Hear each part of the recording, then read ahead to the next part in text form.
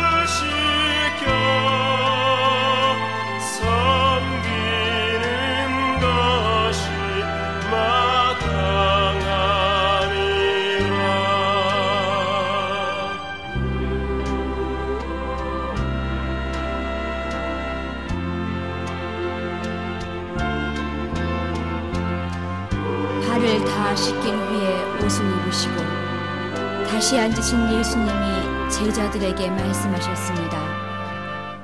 내가 주와 선생으로서 너희의 발을 씻겼으니 너희도 서로 발을 씻기는 것이 옳으니라. 내가 너희에게 행한 것 같이 너희도 행하게 하려 하여 본을 보였노라.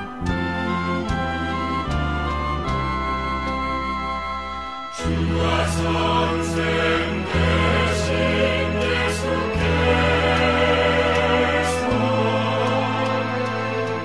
우리의 발을 씻겼으니 우리도 서로 발을 씻겨 섬기는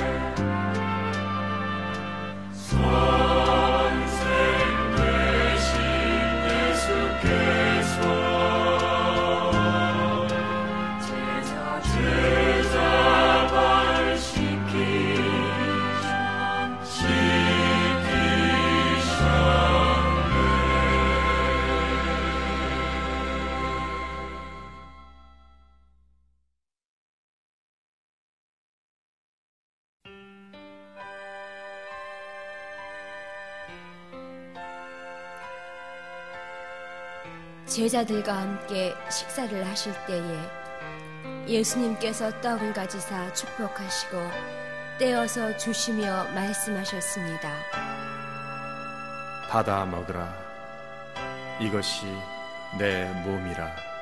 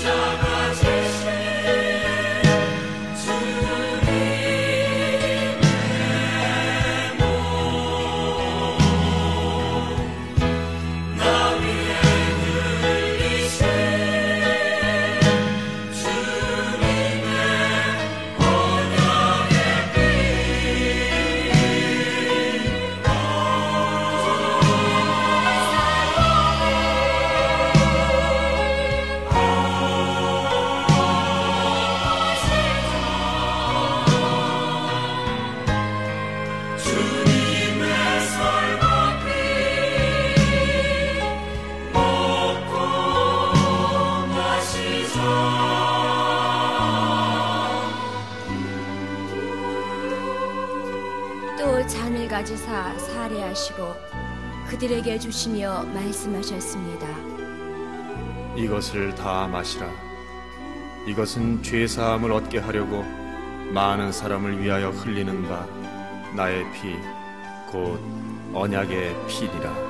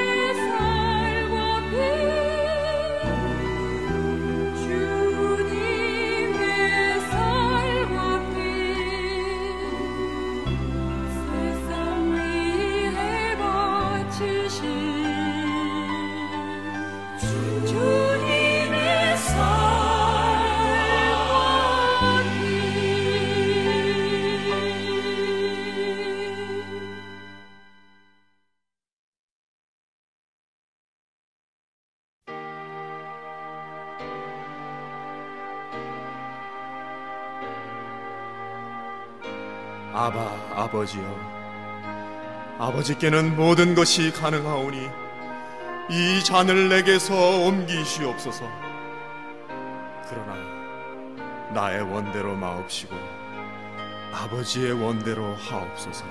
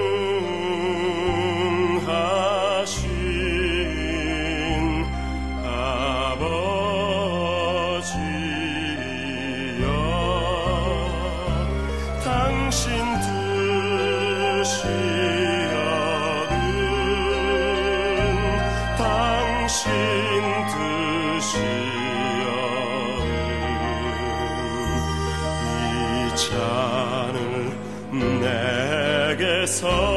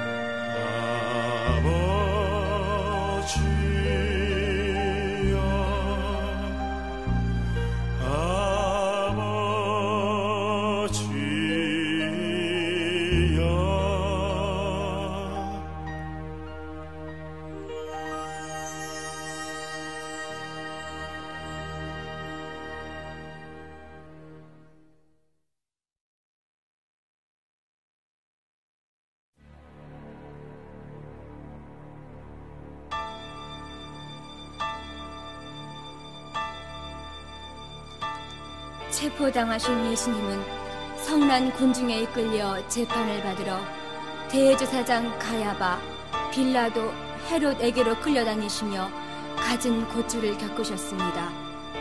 유대인들은 예수님을 십자가에 못 박으려고 사형시킬 죄목을 찾았지만 사형에 마땅한 죄를 지적해낼 수가 없었습니다. 결국 그들은 성난 군중 심리로 폭동을 두려워하는 빌라도로부터 예수를 십자가에 못 박도록 넘겨받았습니다. 주님은 그들에게 채찍을 맞으시고 갖은 조롱을 당하시고 십자가를 지고 골고다 언덕을 향해 올라가셨습니다. 우리의 질고를 지고 우리의 슬픔을 당하셨도다.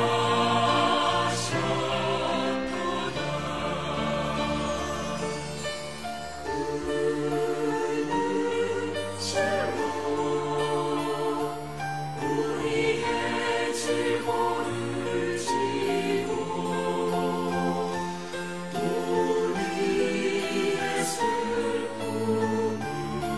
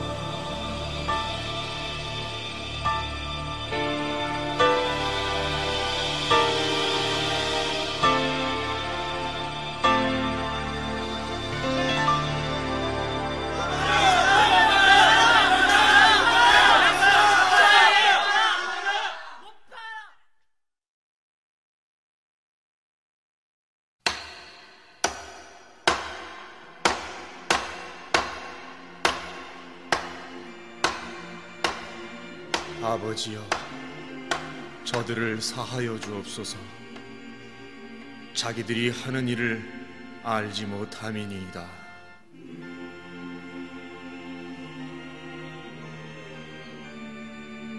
내가 진실로 내게 이르노니 오늘 내가 나와 함께 낙원에 있으리라.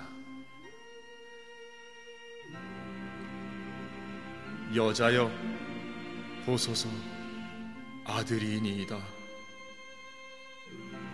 보라, 내 어머니라.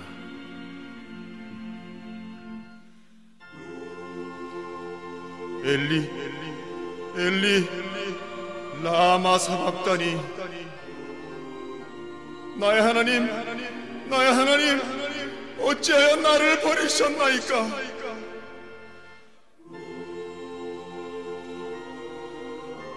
내가 목마르다.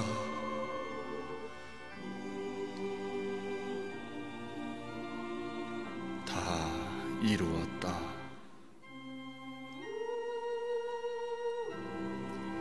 아버지여, 내 영혼을 아버지 손에 부탁하나이다.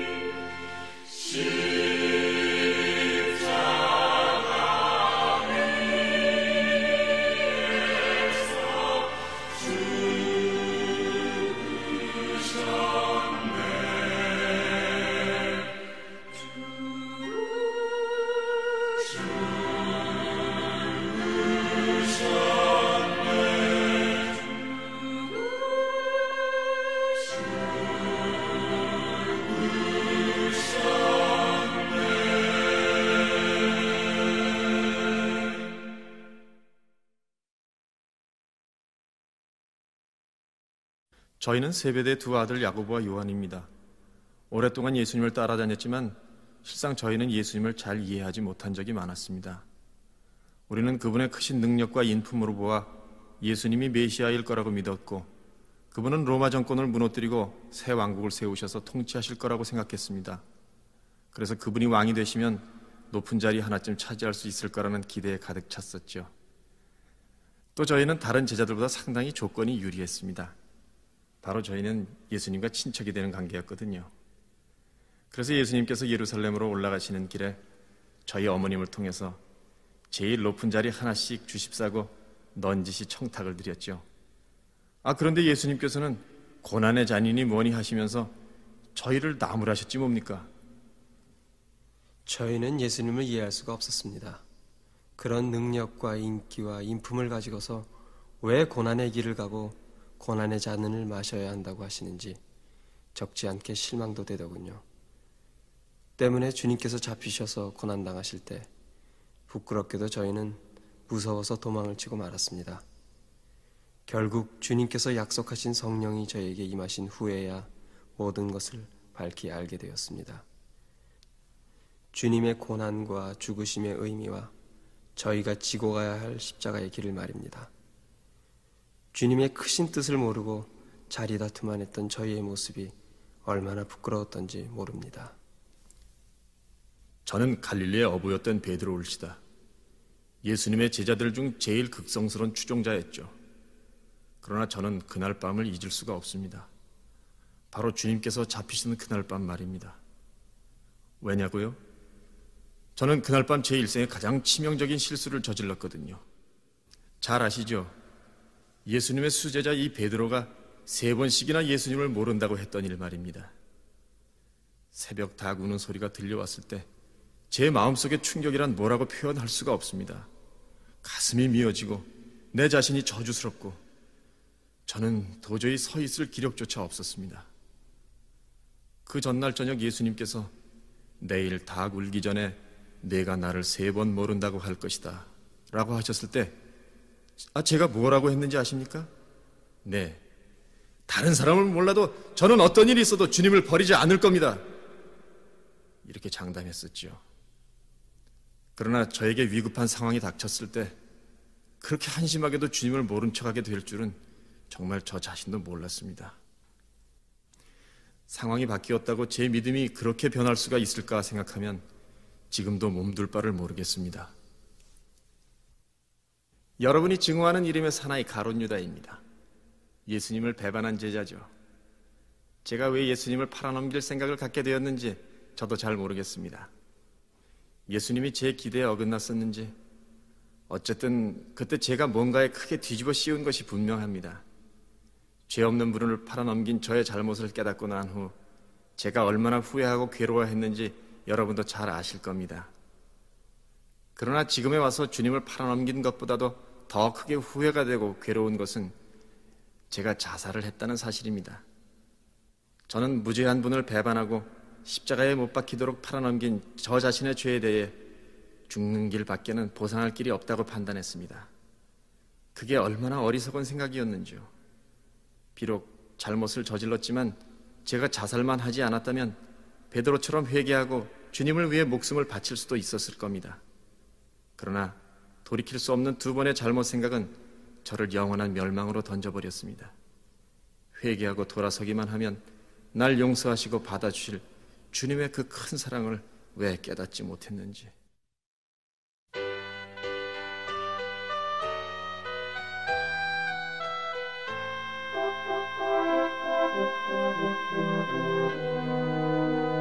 주님 가신 길 갈보리 언덕 길 멀고 험한 십자가의 길 세상 영광 모두 버리고 주님 가신 길 갈보리 언덕 길 멀고 험한 십자가의 길 수치고 난지고 가신 길 세상 자랑 모두 버리고 온유경선 지고 가신 길 세상 자랑 모두 버리고 온유경선 지고 가신 길 주님 가신 길 갈보리 언덕 길 멀고 험한 십자가의 길 수치고 난지고 가신 길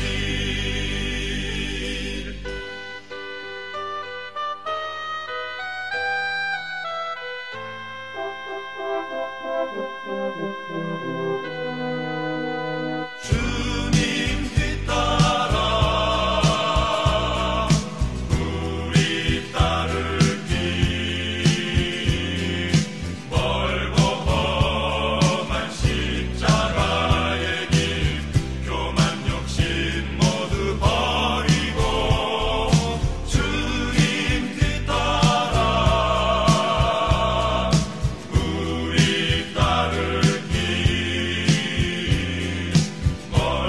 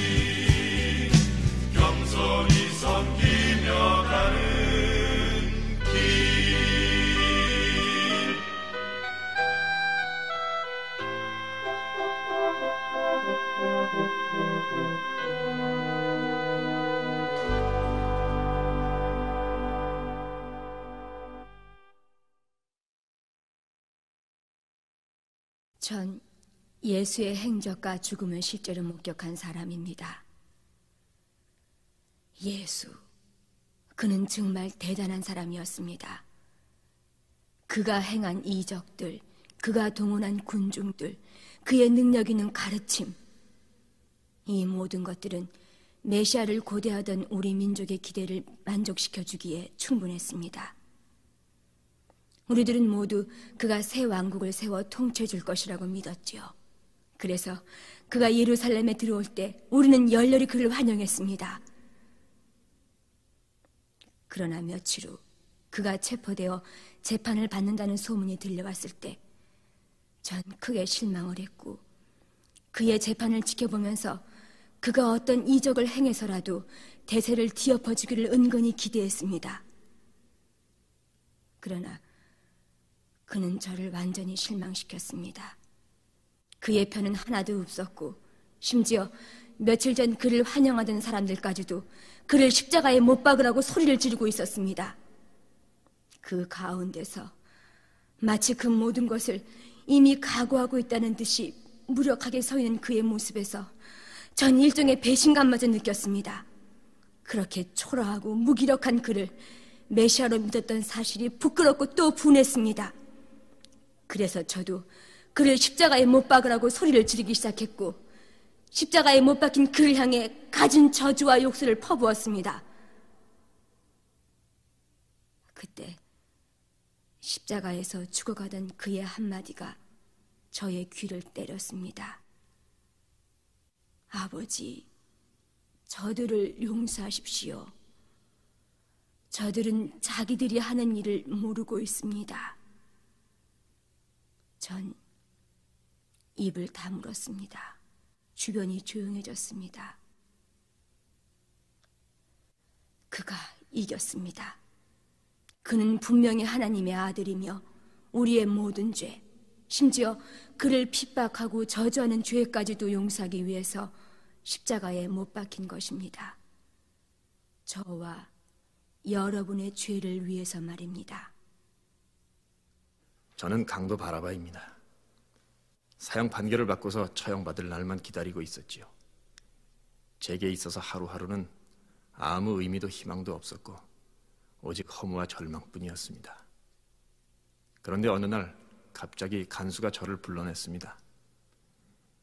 오늘이 마지막 날인가 보다 생각하고 따라갔는데 저를 데리고 간 곳은 사형장이 아니고 수많은 군중들이 모여있는 그 앞이었습니다. 그런데 갑자기 사람들이 바라바, 바라바 하고 제 이름을 외치는가 싶더니 간수가 저를 군중 속으로 풀어주었고 군중들은 저를 환영하면서 맞아주었습니다. 나는 아무 영문을 몰라 옆에 있던 사람에게 도대체 어찌된 일이냐고 물었지요. 그는 저 사람 대신에 당신이 풀려난 거요 라고 말해주었습니다. 저는 그가 누군지 보려고 했지만 사람들에게 가리어서 볼 수가 없었습니다. 사람들은 함성을 지르며 몇 명의 죄수를 십자가 형장으로 끌고 가는 것 같았습니다. 하도 사람이 많아서 사람들 틈에 밀려 하는 수 없이 저도 형장에까지 갔습니다. 거기서 3명의 죄수를 처형하더군요. 그중 2사람은 그날 아침까지 저와 같이 감옥에 있던 사형수들이었는데 한 사람은 전혀 낯선 사람이었습니다. 그가 누구일까 생각해 보려고 하는데 순간 저 사람 대신에 당신이 풀려난 거요 라고 하던 말이 생각났습니다. 만약 저 사람이 아니었더라면 하는 생각이 들자 저의 가슴이 뭉클해졌습니다. 그가 아니었다면 바로 그 자리에 제가 못 박혀 있어야 할 게 아닙니까? 훗날 듣고 보니 그는 아무 죄도 없이 온 인류의 죄를 대신 지고 십자가에 못 박혔다고 하는데 그게 사실인지 아닌지 제가 알 수는 없습니다만 한 가지 분명한 것은 그가 내 대신 처형을 당했다는 것입니다. 내 대신.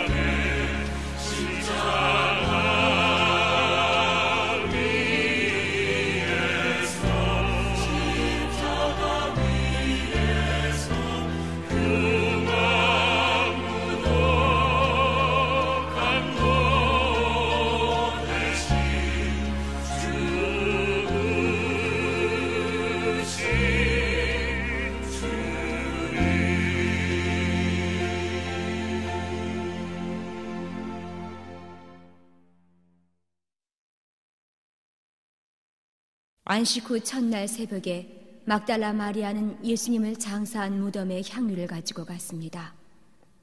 무덤을 막은 돌이 굴러간 것을 본 마리아가 무덤 속에 들어가 보니 예수님의 시체는 보이지 않고 예수님의 몸을 쌌던 세마포만 남아 있었습니다. 예수님의 시체가 없어져 근심하는 마리아에게 찬란한 옷을 입은 두 사람이 나타나 말했습니다. 어찌하여 사한 자를 죽은 자 가운데서 찾느냐? 그는 여기 계시지 않고 전에 너희에게 말씀하신 대로 다시 살아나셨느니라.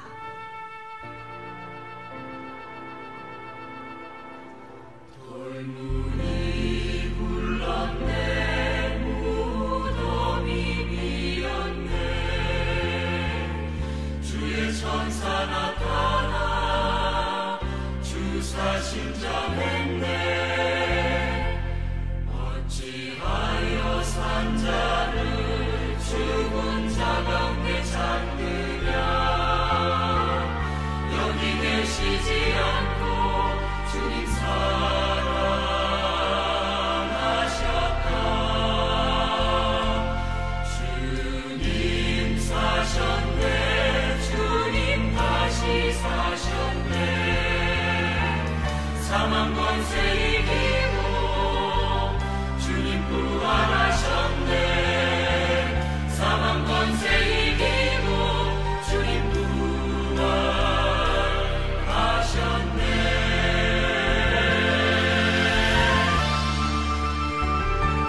주님 사셨네.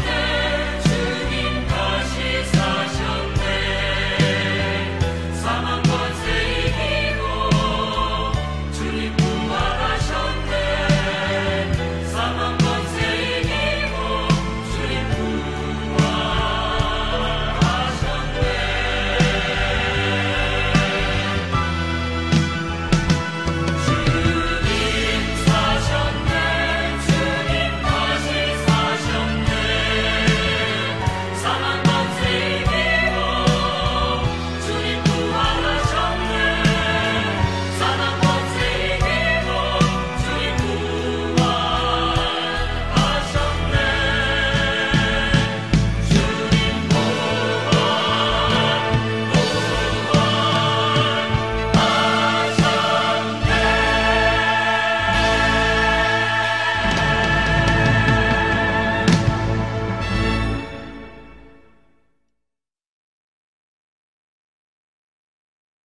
예수님이 돌아가셨을 때 전 세상이 다 무너져 내리는 것만 같았어요. 세상에 그렇게 슬픈 일이 또 있을 수가 있겠어요? 전 얼마나 울었는지 모릅니다. 그 좋으신 분이 무슨 죄가 있다고 그 아픈 십자가에 못 박혀 돌아가셔야 한단 말이에요. 그렇게도 우리를 사랑해 주시던 그분을 다시 뵐 수 없다고 생각하니 전 도저히 견딜 수가 없었어요. 다 거짓말만 같았어요. 전 슬픔에 잠겨서 향유를 예수님의 시체에 발라드리려고 안식일이 지난 첫날 이른 아침 예수님의 무덤을 찾아갔죠.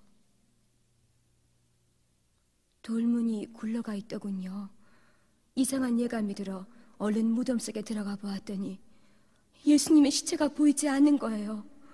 이제 예수님의 시체마저 없어졌다니 저의 슬픔은 가슴을 찢어놓는 것만 같았어요. 그때 어떤 찬란한 옷을 입은 두 사람이 나타나 예수님이 다시 살아나셨다고 하는 거예요. 전 믿을 수가 없었어요. 무덤 밖에 나가 울고 앉아있는데 어떤 사람이 저에게 왜 울고 있느냐고 말을 거는 것이었어요. 전 그 사람이 동산 지키는 사람인 줄 알고 혹시 예수님의 시체가 어디 있는지 아느냐고 물어보았어요. 그때 마리아야 하는 음성이 들렸어요. 낯익은 예수님의 음성이었어요. 그래요. 그분이 바로 예수님이셨어요. 예수님이 다시 살아나신 거예요. 참 얼마나 기뻤는지 몰라요. 찢어지는 것처럼 슬프던 저의 마음은 기쁨이 넘쳐 흐르기 시작했어요. 전 동산에서 뛰어내려가면서 미친 듯이 소리를 질렀어요. 주님이 부활하셨다. 예수님이 다시 살아나셨다. 여러분, 마음이 슬프실 때 부활하신 주님을 생각하세요. 슬픈 마음은 사라지고 기쁨이 넘칠 거예요. 예수님이 돌아가시고 나자 저의 인생은 끝난 것만 같았습니다. 주님을 따르기 위해서 저의 직업도 가족도 다 버렸는데 저의 오직 한 가지 소망인 예수님께서 돌아가시다니 저의 삶은 이제 더 이상 의미가 없었습니다. 게다가 더욱 저의 마음이 괴로웠던 것은 주님이 잡히시던 날 밤에 제가 저지른 큰 실수 때문이었습니다. 주님을 모른다고 했던 일 말입니다. 저는 정말 이제는 살 의욕도 기력도 없었습니다. 게다가 예수님의 시체까지 없어진 이상에 제가 더 이상 예루살렘에 남아있을 필요가 없었습니다. 다시 갈릴리에 가서 고기나 잡으면서 여생을 보내기로 작정하고 바닷가로 돌아왔습니다. 고기도 안 잡혔습니다. 계속 빈 그물만 걷어 올리고 있는데 한 사람이 바닷가에서 저쪽으로 그물을 던져보라고 소리를 지르는 것이었습니다. 무심코 그물을 던져 끌어올리는데 그물이 찢어질 정도로 많은 고기가 잡히는 것이었습니다. 그분이 바로 예수님이었습니다. 얼마나 반가웠는지요. 저의 몸에는 새 희망과 새 힘이 넘쳤습니다. 저는 당장 예루살렘으로 올라와 주님의 제자들과 함께 마음을 모아 열심히 기도했습니다. 제가 훗날 사도로서 복음을 전할 때에 힘이 약해지고 실망하게 될 때에는 부활하신 주님을 만났던 장면을 생각하곤 했습니다. 그때마다 저는 새 희망과 새 힘을 얻어 일할 수가 있었습니다. 여러분도 삶의 의욕과 기력을 잃을 때는 부활하신 주님을 생각하십시오. 새로운 희망과 새 힘을 얻을 수 있을 것입니다. 주님이 돌아가신 후 저는 깊은 회의와 의심에 빠졌습니다. 우리가 그토록 믿고 따르던 예수님이 그렇게 허무하게 돌아가실 수가 있는가?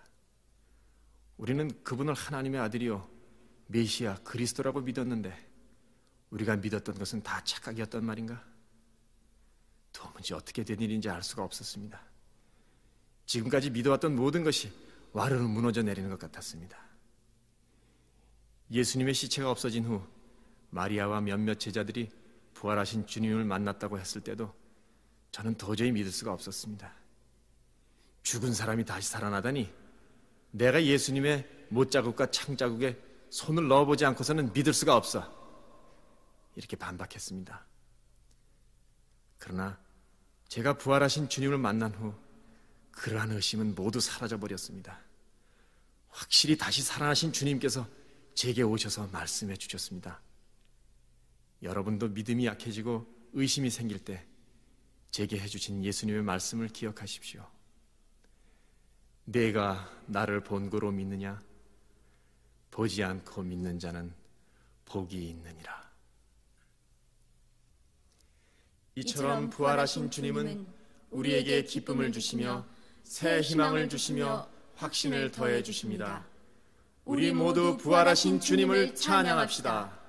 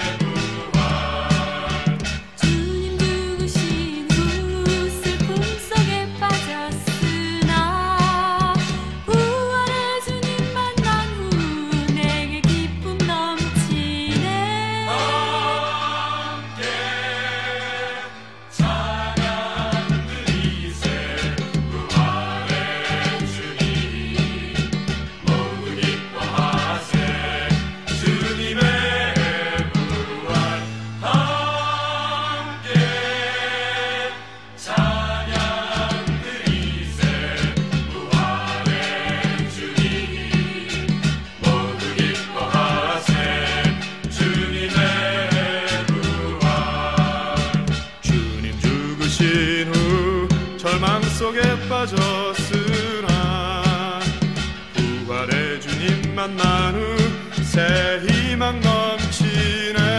함께 찬양 드리세. 부활의 주님 모두 기뻐하세. 주님의 부활 함께